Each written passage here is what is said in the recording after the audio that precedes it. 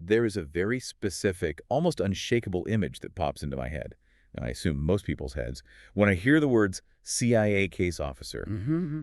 I am immediately transported to a casino in Monte Carlo. I'm thinking of a perfectly tailored tuxedo, a hushed conversation over martini, and without a doubt, an Aston Martin parked outside with an ejector seat. It's the Bond myth. It is incredibly pervasive. It represents competence, glamour, and a world where technology always works and the plan is always executed with surgical precision. Exactly. It's comforting, in a way. Yeah. But then I picked up the stack of documents for today's deep dive, specifically the memoir The Company We Keep by Robert and Dayna Baer, and that image didn't just fade away. Oh, no. It was violently dismantled. Yeah. Instead of an Aston Martin, I'm looking at a lime green Vauxhall station wagon. A right-hand drive, I might add. Right-hand drive with a tangerine orangina advertisement painted on the side, being driven directly into a war zone. It is a detail that you really cannot make up, and it sets the tone for everything we are going to discuss today.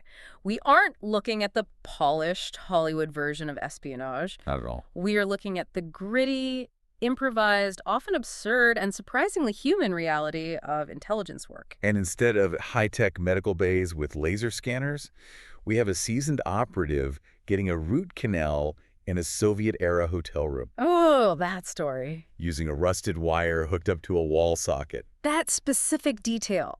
We need to put a pin in that because when we get to Bob's time in Tajikistan, we are going to have to unpack the sheer horror of that moment. But it is the perfect metaphor. How so? The reality of the job isn't about gadgets. It's about making do with what you have in environments that are falling apart. So here's the mission for this deep dive. We are going to deconstruct the life of a spy, but we are doing it through a very specific lens, a husband and wife team. And they aren't just any couple, they represent two completely different archetypes of the agency. That is what makes this source material so rich. You have Robert Bob Baer. He is the case officer. He is, the cowboy. He thrives in the chaos of the Middle East and Central Asia. He operates on instinct, relationships, and a willingness to bend or break the rules. And then you have Dayna. When we meet her in this story, she is the shooter. She's trained in surveillance and protection. She is trying to break into what was, in the early 90s, a very rigid boys' club. Mm-hmm. Her perspective is all about discipline, technique, and the struggle to be taken seriously. So we are going to look at the friction between these two styles and the friction between the individual agents and the massive bureaucracy they work for. We're going to talk about the boredom, the terror, the traffic, and the human element that technology simply cannot replace. Let's start with Dayna, because before she was dodging sniper fire in Sarajevo, she was fighting a battle that I think is actually more relatable to the average person than a gunfight. Right. She was fighting the Los Angeles freeway system. It is 1991. Dayna is working for the CIA, but she isn't chasing bad guys down the freeway with guns blazing. She is a background investigator. This sounds, well, to be honest, it sounds like a desk job. A really boring desk job. It is the vegetable chopping phase of the career.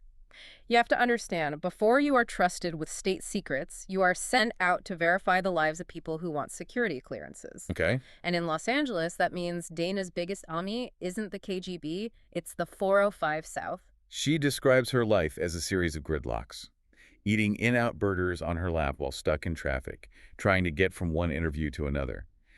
But even though the work was mundane, she brings up this concept that I found fascinating, the liar paradox. This is a profound contradiction that sits at the heart of the CIA's recruitment strategy. Think about it. The job of a case officer is fundamentally to lie. Sure. You lie about who you are, what you do, and why you are there. You manipulate people into betraying their countries. Right. It is professional deception. That's the entire job description. However, the agency refuses to hire congenital liars. During the background check, the job Dayna is doing, if they find out you lied about the size of a fish you caught, or if you stole $20 from a purse when you were a teenager, you are disqualified. So they're looking for Boy Scouts and Girl Scouts. Exactly. They want squeaky clean choir boys and girls. They want people with absolute moral rectitude. And then once they hire them, they send them to the farm in Virginia and spend millions of dollars training them to be pathological liars. It seems like a recipe for a psychological breakdown. You take honest people and force them to go against their nature. It is designed to ensure loyalty to the agency. They want to know that you are lying for them, not to them. Dayna notes that the only people who get through are the ones whose lives are open books. And her job in L.A. was to find the unappetizing messes in other people's lives. The affairs, the debts, the weird perversions. Anything that would make them vulnerable to blackmail. She is essentially digging for the flaws that she will later learn to exploit in foreign assets. But she's doing this while dealing with a bureaucracy that seems designed to be inefficient. There is this great anecdote about a staff meeting that just made me want to scream on her behalf. The Chinatown moment. Yes. Yes. Ah. She is sitting there looking at the map of Los Angeles. She lives in Corona del Mar. She's being sent to the San Fernando Valley. That is a 3-hour drive in traffic. An absolute nightmare. Meanwhile, there is another agent who lives in the valley who is being sent to Corona del Mar. It is basic logistics. It's common sense. So she raises her hand. She says, "Hey, why don't we just swap files? We could save the government hours of time and mileage." It is a perfectly logical suggestion. And her boss, Carol, shuts her down immediately. We don't do that. It is the rigidity of the system. The bureaucracy values the process more than the outcome. Dayna realizes that logic has no place here. It's like the line from the movie, "It's Chinatown, Jake. You can't fix it. You just have to endure it." And that frustration is really the catalyst, isn't it? She wants out of the traffic. She wants out of the paperwork. So when the nomination comes for the protective agent course, she jumps at it. This is a massive pivot. She is moving from the administrative side to the kinetic side. She's going to become a shooter. And we have to remember the context. This is the early 90s. Right. Women in these roles were incredibly rare. She is walking into a sanctuary of masculinity. The setting shifts to a secret base in Northern Virginia. And the way she describes it, it's military chic. It is theater. Everyone is wearing cargo pants with too many pockets, tactical sunglasses, carrying gear they don't need. It's an atmosphere designed to intimidate. And the training curriculum is designed to break you down. Let's talk about the weapons training. Because she starts with the Glock 9mm, and she actually does okay. The pistol training is all about the draw stroke. It is not about standing still and aiming at a target like you are at a carnival. Right. It is about the ODA loop, observe, orient, decide, act. They are drilling a neural pathway into her brain. Clear the garment, grip, draw, rotate, punch out, fire. Thousands of times. It has to be faster than conscious thought. She masters the pistol, but then comes the shotgun, the Remington 870. And this is where physical biology becomes a real hurdle. A 12-gauge shotgun is a beast. It is heavy, it is long, and the recoil is punishing. Dayna is a petite woman. She describes the humiliation of being on the line with these corn-fed alpha males. She's dropping shells. She can't keep the weapon shouldered because her arms are shaking from the weight. It is a moment of total vulnerability. In the boys' club, physical weakness is often equated with professional incompetence. She fails to qualify initially. She is on the verge of being washed out. And this is why I love this narrative. She doesn't solve this problem by suddenly becoming a bodybuilder. No. She solves her status problem with a Leatherman tool. The multi-tool moment. This is a classic example of asymmetric warfare in a social sense. Set the scene for us. They are on the range. Mechanical target system, the thing that pops the bad guys up and down, breaks. It jams. Okay. Now you have these instructors, big, tough guys who know how to kill people with their pinkies standing around kicking the machine. They are swearing at it. They are completely helpless because it's a mechanical problem, not a tactical one. And Dana's just watching this? She quietly pulls out her Leatherman tool, which, by the way, she was probably teased for carrying because it's nerdy. She walks up, disassembles the housing, fixes the spring, and puts it back together in 2 minutes. And just like that, the dynamic changes. Completely. She is no longer just the girl. She is the girl who can fix things. She earned respect through competence. It didn't matter that she couldn't bench press 300 pounds. She saved the day. It's a great lesson in playing to your strengths. But she still has to pass the physical tests. And the driving training sounds absolutely terrifying. They call it ramming. It is evasive driving. The scenario is that you are driving a VIP and you hit a roadblock or an ambush. You have to escape. So they are teaching her to drive 60 miles per hour in reverse. Reverse 60. And then execute a J-turn, spinning the wheel to flip the car around 180 degrees without losing momentum. And to make it worse, the instructor, a guy named George, is sitting in the passenger seat. What's he doing? He's throwing cardboard over the windshield while she is driving at highway speeds. No way. To simulate the windshield being shattered or covered in mud. Exactly. He screams, "Keep your speed, girl!" It is designed to inoculate them against panic. If you can keep your foot on the gas when you are effectively blind, you might survive a chaotic ambush. But the real psychological climax of her training is the shoot house. I'm going to spend some time here because the psychology of this environment is fascinating. The shoot house is the final exam. It is a structure made of ballistic tires and plywood. It is a maze. It is dark, loud, and confusing. It's all about sensory overload. And unlike the range, where you shoot paper targets, here you are shooting paper people mixed in with paper civilians. And they use live ammo. Live ammo. So the consequences of a mistake are lethal. You kick open a door, and you have split seconds to process visual information. Is that a gun or a cell phone? Is that a terrorist or a mother holding a baby? Dayna struggles here. Not with the shooting, but with the attitude. Command presence. Dayna was raised to be polite. She's a nice person. But when you breach a room with hostiles, you cannot be nice. You have to dominate the space. There is this intervention by an instructor, a big DEA agent. He pulls her aside and gives her advice that seems so counterintuitive for her personality. He tells her, look, you are small. You are not going to intimidate anyone with your physical size. You have to scare them psychologically. He tells her to go out of character. What does that look like? He tells her to scream profanities at the top of her lungs the nanosecond she enters the room. He wants her to become unhinged. So this quiet, polite woman kicks open the door and just unleashes a torrent of F-bombs. Drop the bleep gun or I'll blow your bleep head off. Precisely. And it works. It triggers a hesitation in the target. It overloads their sensory processing. It buys her that quarter-second advantage she needs to win the fight. It's a fake it till you make it strategy, but with life or death stakes. It is about compartmenting. She learns that to do this job, she has to be able to turn off Dayna the nice person and turn on Dayna the operator. And she eventually passes the shotgun test, too.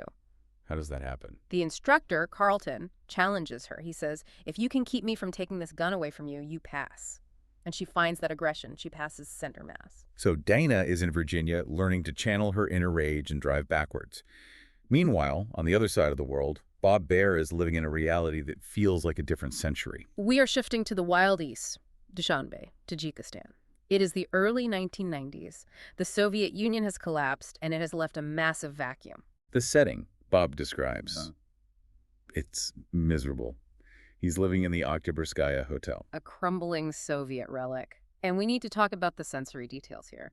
Bob describes the smell cheap tobacco, cabbage, and unwashed bodies. Ugh. The walls are crumbling. There is no hot water. And strangely enough, he's sharing a corridor with Russian Spetsnaz soldiers. The guys who were the enemy 5 minutes ago. Right. But now everyone is just trying to survive. There is a civil war raging in Tajikistan. It is the Wild West, but with Kalashnikovs. Bob is there to figure out who is in charge, but the infrastructure has completely failed. And speaking of failure, we have to return to the dental story. I teased this in the intro, but reading the full account was genuinely difficult. It is visceral body horror. Bob develops an abscessed tooth. Now, anyone who has had dental pain knows this isn't just an annoyance. It is blinding. Oh, it's the worst. It shuts down your ability to think. So he goes to the local hospital. Hospital is a generous term. He walks in, and there's a nurse standing by an x-ray machine. She is just flipping the switch up and down. Click, click. The machine is dead. For how long? It's been dead for years. But she keeps doing it. It is this tragic cargo cult ritual. The machinery of the superpower is there, but the power is gone. Then he meets the dentist, a man with a mouthful of gold teeth. And the dentist proposes a Soviet miracle. He has no Novocaine. He has no sterile drill bits, but he has a wall socket with 220 volts of electricity. I can't believe Bob agreed to this. He didn't have a choice. He sits on a dirty daybed. The dentist takes a piece of wire, strips the insulation off the end, hooks the other end to the wall socket, and jams the live wire into Bob's gum. To electrocute the nerve. To kill the nerve ending with raw electricity. It smokes. It smells like burning flesh. It is medieval torture. And Bob just takes it. He takes it because he has to get back to work. This scene tells you everything you need to know about Bob Baer. He is willing to endure the absurd, the agonizing, and the filthy just to stay in the game. It also tells you about the environment. If a country can't even keep its x-ray machines working, how can it possibly secure its borders or its weapons? That is the intellectual shift Bob makes. He realizes that Western politics don't apply here. In Washington, they're looking for ideologies or parties. Bob realizes it's not about that. It is about clans, specifically the Kuyabis. Bob realizes that power in this part of the world is tribal. It is about extended families, blood feuds, and loyalty. And he figures this out through the water theory. This is a brilliant piece of detective work. It is deduction at its finest. Bob notices that the water in Dushanbe keeps getting cut off. The official government line is maintenance. Which is plausible, I guess. But Bob looks at the map. He looks at who controls the pumping stations outside the city. It's the rebels. He who controls the water rules. Exactly. The rebels were strangling the city to undermine the government's legitimacy. It wasn't maintenance, it was siege warfare. Amidst all this chaos, the bad teeth, the civil war, Bob identifies a target, Yuri, a KGB officer. The old enemy. But Yuri isn't a villain from a movie. He is friendly, he is smart, and most importantly, he is honest. Which makes him unrecruitable. Usually you look for MAC, money, ideology, coercion, ego. Right. But Yuri doesn't want money.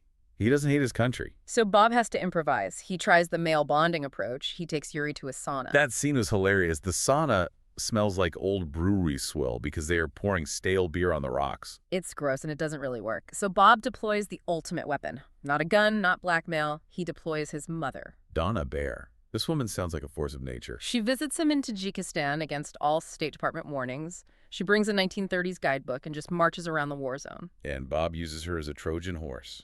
It is brilliant and slightly manipulative. He introduces his mom to Yuri. She charms him. She meets his family. She humanizes Bob. Suddenly, Bob isn't the CIA spy. He's Donna's son.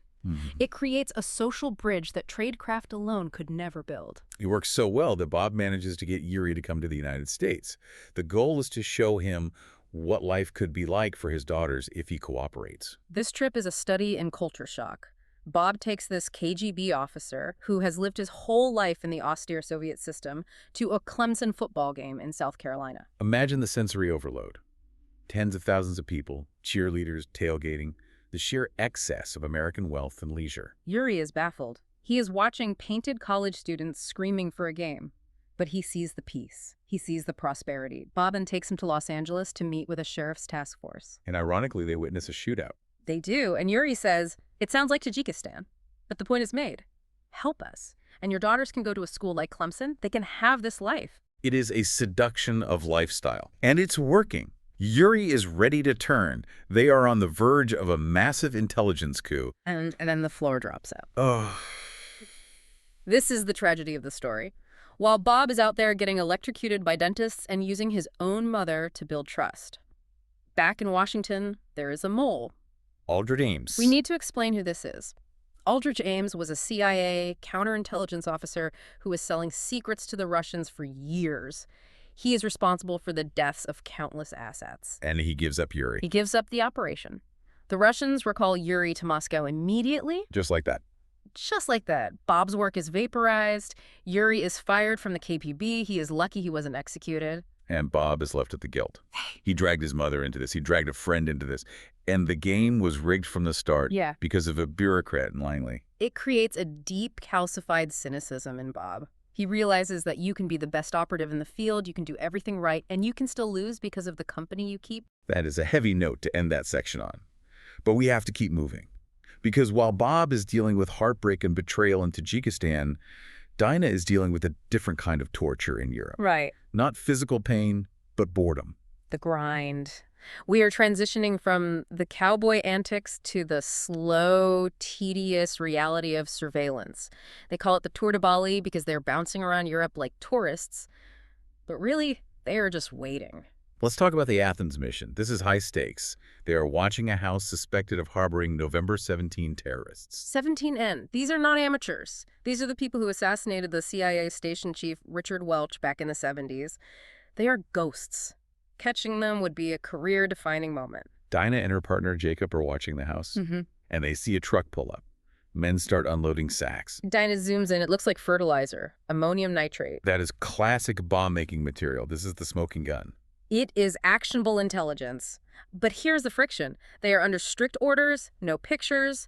The Greeks are touchy about sovereignty. But instinct takes over. They snap the photos. They confirm it is fertilizer. But here's the kicker. They can't do anything about it. The bureaucracy ties their hands. They can't tell the Greek police because the CIA suspects the Greek police are infiltrated by 17N sympathizers. Oh, wow. If they tell them, the terrorists will be tipped off. So they have this explosive secret, and they just have to sit on it. To get better intelligence, they have to get closer. And this leads to the moped camera. Yeah. I love this because it feels so MacGyver. Jacob builds a concealed camera into a delivery box on the back of a beat-up Suzuki motorcycle. And Dayna has to ride it. Now, riding a motorcycle in Athens traffic is a death wish in itself, but she has to ride it, balance it, and steer it specifically to aim the camera at the target house, all while looking like a bored delivery girl. It is invisibility through banality.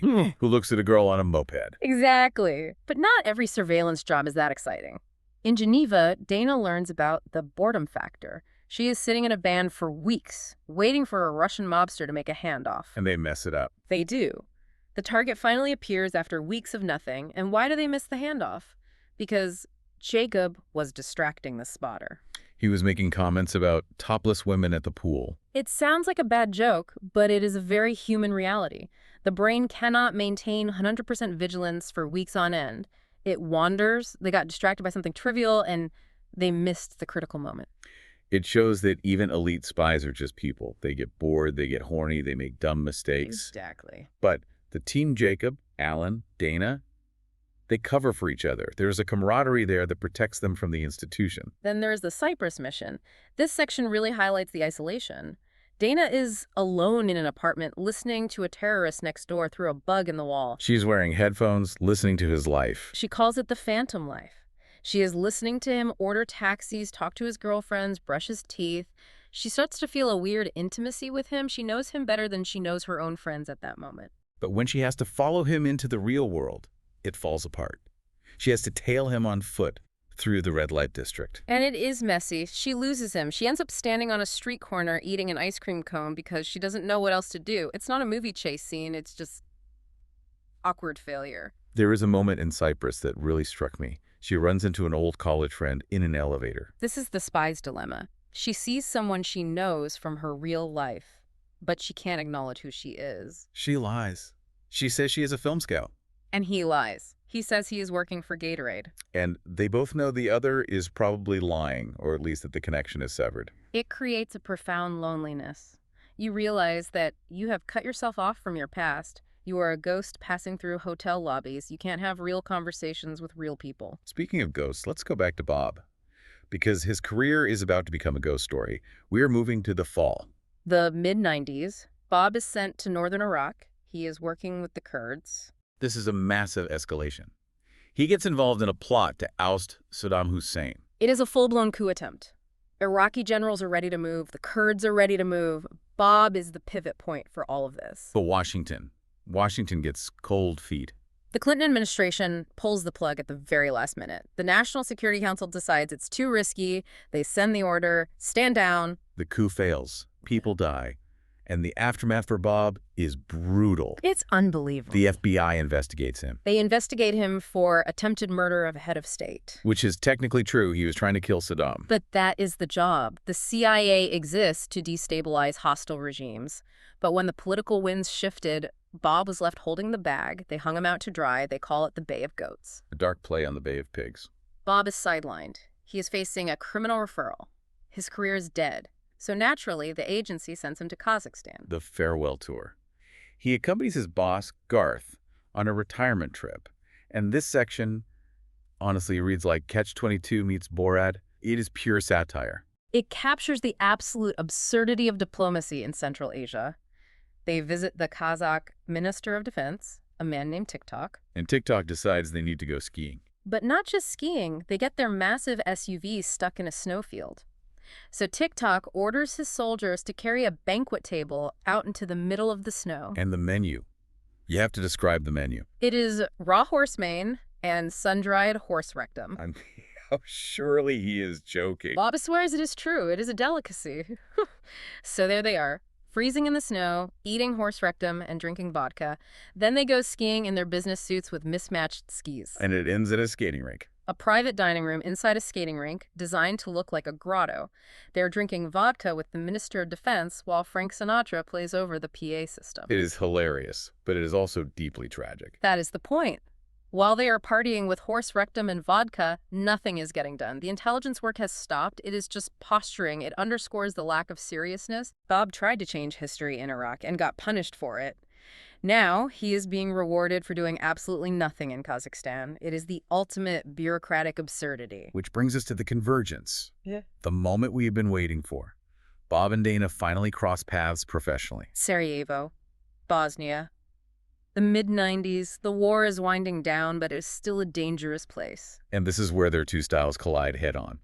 Dayna arrives at the airport. She is the shooter. She is trained to be plain vanilla, invisible. She expects covert pickup. And Bob rolls up in the lime green Vauxhall with the tangerine orangina ad. Dayna is horrified. She looks at this car and thinks, this is a death trap. This is a target. But Bob's argument is brilliant in its own twisted way. He calls it hiding in plain sight. He argues that the car is so loud, so ridiculous that no spy would ever drive it. Therefore, no one will suspect them. Plus, the car belongs to a British travel agent. Bob reasons that if anyone shoots at them, they aren't shooting at the CIA. They are shooting at a travel agent, which has fewer diplomatic repercussions. It is the clown car cover. But it highlights their fundamental difference. Dayna wants to follow the rules of tradecraft. Bob wants to rewrite them based on the environment. And their mission in Sarajevo requires a mix of both.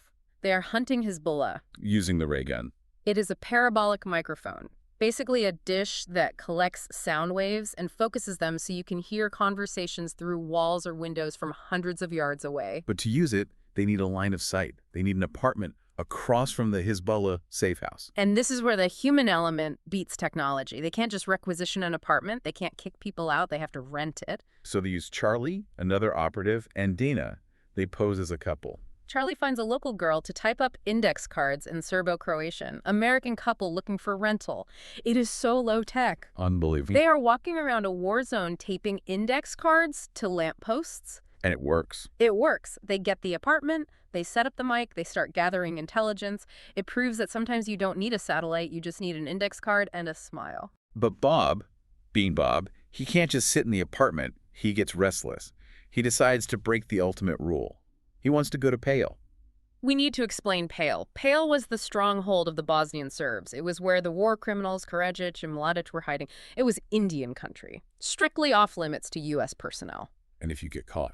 If you go there and get caught, you are dead. And Bob decides to go there because they are bored. Well, they are drunk on warm wine, frustrated with the bureaucracy, and Bob has this intuition. He says, no one will look for us there because we aren't supposed to be there. So they drive the lime green station wagon into the heart of darkness. And this trip produces one of the most touching moments in the entire book. They aren't finding war criminals.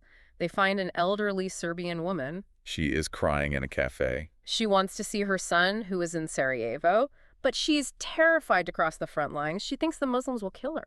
So what do these big bad CIA spies do? Do they ignore her? Do they interrogate her? They put her in their car. They use their diplomatic plates to smuggle a grandmother across the front lines to reunite her with her son. That moment, to me, encapsulates the whole book. Yeah. Bob breaks the rules. He risks his career. He risks his life. Not to steal a code book, but to help an old lady. It shows that even in the cynical world of espionage, humanity breaks through. Bob's philosophy is that the rules, the bureaucracy, prevent good work. Sometimes you have to go rogue to do the right thing, whether that's finding intelligence or helping a civilian. So we have reached the end of the source material. We have seen Dayna's disciplined rise from the shooter course to the streets of Athens. We have seen Bob's wild ride from the dentist chair in Tajikistan to the snowfields of Kazakhstan. And we have seen them come together in Sarajevo. What does this all mean? When we step back and look at the big picture here. I think it comes back to a quote from the book that really stuck with me. There aren't any textbooks on spying. You have to invent as you go along. That is the truth. We talked about millions of dollars in technology, satellite phones, parabolic mics, massive agency training facilities. And yet, look at what actually worked in these stories. A Leatherman tool fixing a target, a mother charming a KGB agent, a lime green station wagon hiding in plain sight, a handwritten index card to rent an apartment. Seems like the human element is the only thing that really matters. In an age where we rely on drones and cyber warfare and massive data collection, this story is a vital reminder. Intelligence is about people. It's about looking someone in the eye. It's about trust. It's about gut feelings. And it's about the willingness to break the rules when the rules don't make sense. The question is, in today's modernized, sanitized, risk-averse intelligence world, is there still room for a Bob Baer? Or have we regulated the cowboy out of existence? That is the question we will leave you with. Have we traded the effectiveness of the lime green station wagon for the safety of the shoot house? And what have we lost in the process?